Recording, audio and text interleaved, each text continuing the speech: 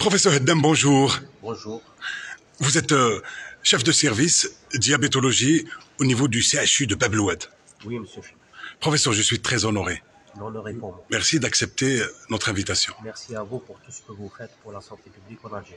Merci. Professeur, nous allons aborder ensemble le pied diabétique. C'est un véritable problème de santé publique. Il y a de plus en plus de malades. Du coup, ces malades, professeur, aujourd'hui, on a remarqué qu'ils sont livrés à eux-mêmes. Ils sont, ils viennent des quatre coins du pays. Vous avez une unité de prise en charge du pied diabétique. Oui, monsieur Chimèche, vous avez touché un point très sensible, très important et qui nous tient à cœur, à savoir le pied diabétique. Et, comme vous le savez, le pied diabétique, c'est une complication majeure du diabète. C'est une complication de macro et de microangiopathie et c'est une complication infectieuse, on dira. Le plus souvent, il y a une infection sous-jacente, mais il y a surtout une neuropathie et une artériopathie qui peut gréver le pronostic. Avoir un pied diabétique, c'est l'échec d'une prise en charge, c'est l'échec du médecin et du patient. Néanmoins, le gros problème, c'est la prise en charge et le parcours du patient.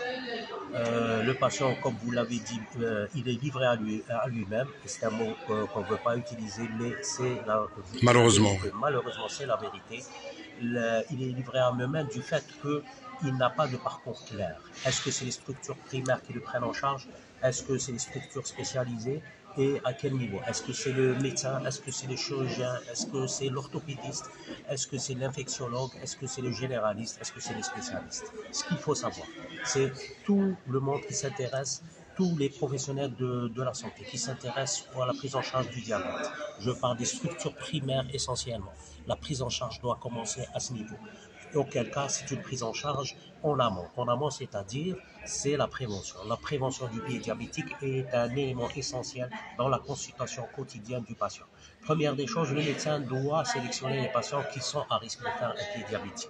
Deuxième point, qu'est-ce qu'il faudrait faire pour ce patient? Malheureusement, on n'a pas assez de structures, c'est-à-dire des podologues, des spécialistes du pied diabétique qui agissent en amont, c'est-à-dire qui évitent cette complication.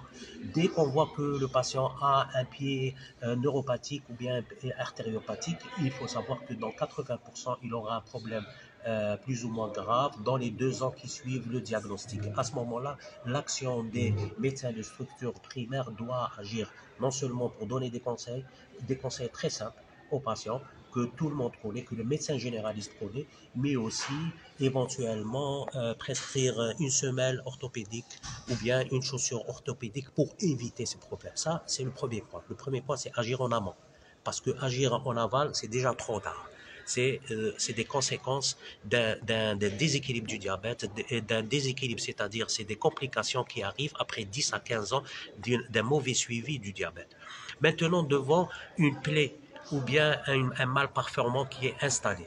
Quel est le rôle du généraliste? Le généraliste doit le prendre en charge à son niveau, c'est-à-dire détecter s'il y a une artériopathie, pas un écho-doppler ou un IPS, faire un bilan inflammatoire et infectieux pour voir s'il y a une infection, auquel cas il doit agir en donnant des antibiotiques adaptés et auquel cas s'il y a du pus, il doit faire un prélèvement pour adapter les antibiotiques et troisièmement, surtout la décharge. Le meilleur traitement d'un pied diabétique installé, c'est la décharge. Il ne faut pas appuyer. Si vous appuyez, vous n'aurez jamais de guérison sur 1 année, 2 ans. Donc le meilleur traitement, c'est la prévention. S'il y a installation du mal performant, s'il est infecté, il faut le traiter. Et le meilleur traitement, c'est la décharge, prescrire une décharge, c'est-à-dire une barouque ou bien une attelle ou bien des béquilles pour que le patient n'appuie pas sur son pied. Maintenant, si c'est un pied qui a évolué, parce que ce qui est important dans la prise en charge du pied diabétique, c'est de le prendre en charge dans les premiers jours. Si vous laissez 1 semaine ou bien 10 jours, classe, il est déjà évolué et à ce moment-là, il doit l'envoyer à des structures secondaires, c'est-à-dire à des structures où il y a des services de médecine interne et ou bien de diabétologie ou bien d'endocrinologie pour qu'il y ait une prise en charge adéquate, c'est-à-dire éventuellement une prise en charge spécialisée, experte ou bien une hospitalisation si c'est nécessaire. Maintenant, si c'est un pied chirurgical, il faut l'envoyer aux urgences de la structure avoisinante. Il ne faut pas l'envoyer dans les grands centres. Les grands centres sont déjà dépasser. Il faut à chacun, dans sa daïra, dans son APC, doit prendre en charge dans des structures, dans des polycliniques où il y a des spécialistes pour qu'il y ait une prise en charge spécialisée. Maintenant, s'il y a une nécessité de chirurgie, bien sûr, les chirurgiens et les orthopédistes sont aptes à faire des gestes, ou bien on préfère des gestes mineurs, c'est-à-dire enlever un orteil, plusieurs orteils, ou bien une partie du pied, ou bien des gestes majeurs, c'est-à-dire des amputations, malheureusement, qui, si la prise en charge est en retard, des amputations majeures parfois sont nécessaires. Professeur Haddam, c'est l'idéal en fait ce que vous êtes en train de dire, prendre en charge un pied diabétique dans une commune. Vous voulez parler des polycliniques. Ce n'est pas le cas, ils sont rejetés. Malheureusement. Ils se retrouvent au niveau des grands CHU. Malheureusement. Pourquoi on les rejette, professeur? Alors, on les rejette parce que, premièrement, la prise en charge prend du temps. Deuxièmement, il y a beaucoup d'énergie qui doit être nécessaire pour les médecins et c'est une prise en charge collégiale. C'est plusieurs spécialistes qui interviennent. Et ça fait parfois peur aux médecins et aux chirurgiens qui non seulement doivent préparer le patient s'il y a éventuellement un geste. En général, c'est des patients multitarés qui nécessitent une préparation, c'est-à-dire s'ils ont un problème cardiaque, ils doivent être équilibrés sur le plan cardiaque. S'ils ont des anticoagulants, ils doivent les arrêter pendant une période. Donc, c'est toute une prise en charge. S'il y a un syndrome infectieux majeur, ils doivent refroidir un petit peu le patient. Et à ce moment-là, donc, c'est une prise en charge non seulement collégiale qui prend du temps et qui nécessite un minimum de connaissances. C'est pas de la haute technologie. N'importe quel chirurgien, n'importe quel orthophoniste peut faire ce geste. C'est des gestes de guerre. C'est des gestes où il n'y a pas de technique, mais malheureusement, c'est comme une patate chaude, passe à l'autre. Et malheureusement, les grands centres sont submergés par des patients qui viennent des structures plus ou moins lointaines. C'est déjà le Grand Alger. Il faut savoir qu'à l'Est et à l'Ouest, ils ne prennent pas leurs responsabilités et ils prennent donc un malin plaisir pour envoyer des lettres pour les grands centres. Et à ce moment-là, la prise en charge, la qualité de la prise en charge va diminuer dans les grands centres parce qu'ils sont submergés et il y a malheureusement beaucoup de cas, c'est-à-dire des patients qui sont négligés, des patients qui sont rejetés et des patients qui ne sont pas pris en charge localement. Et cette malorganisation est malheureusement notre pain quotidien. Maintenant, professeur, puisqu'ils sont rejetés, donc ils se retrouvent au niveau des grands centres, votre unité aujourd'hui est submergée, je sais qu'elle est très sollicitée. Professeur, j'imagine qu'ils arrivent à des stades avancés d'amputation, n'est-ce pas? Malheureusement, notre rôle, c'est de préserver le pied. Notre rôle en tant que médecin, en tant éviter que diabétologue, c'est éviter l'amputation ou bien arriver à une amputation mineure. L'amputation majeure, je l'ai dit au départ, c'est l'échec d'une prise en charge. C'est vraiment l'échec d'une prise en charge.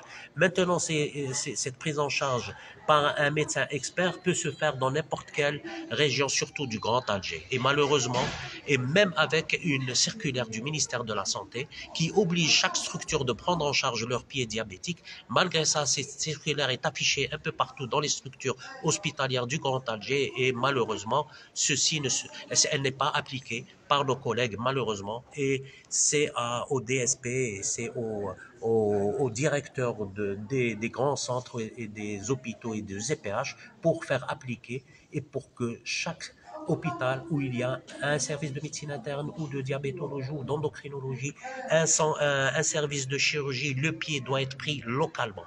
Bien sûr, je l'ai dit au départ, c'est dans les polycliniques de structure primaire. Mais quand ça les dépasse, il faut que chaque hôpital où il y a un service de médecine interne, de chirurgie, ils doivent prendre en charge ces patients et leurs responsabilités. Normalement, nos autorités sanitaires doivent sévir et doivent sanctionner tout médecin ou tout chirurgien qui ne prend pas en charge localement. Il a notre hiérarchie nous a donné tous les moyens pour prendre en charge ces patients localement. Et envoyer des des patients à des structures spécialisées entre guillemets est contre-productif parce que ces structures déjà sont submergées par leurs patients. Professeur Haddam, vous avez tout dit. Merci beaucoup. Merci à vous et merci pour tout ce que vous faites, Monsieur Chemache. Et nous respectons tout ce travail de santé publique, de sensibilisation. Et j'espère que vous allez arriver à votre but, c'est-à-dire sensibiliser et la population et les professionnels de santé. Merci beaucoup. Merci.